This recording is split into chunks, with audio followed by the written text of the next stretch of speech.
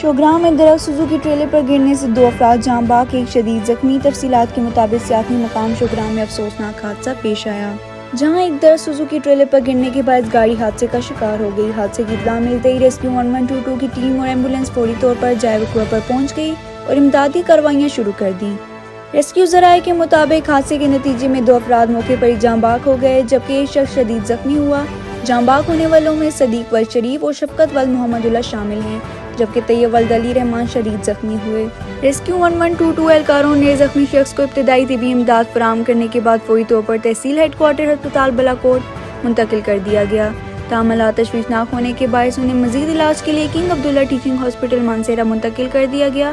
حادثے کے بعد علاقے میں سوگ کی فضا چھا گئی، جبکہ مقامی افراد نے ریسکیو 1122 کی بروقت کارروائی کو سراہا۔ متعلقہ اداروں نے واقعے کی مزید تحقیقات شروع کر دی ہیں۔ شیخ نذیر، نمائندہ شمال ایچ ڈی نیوز، مانسہرہ۔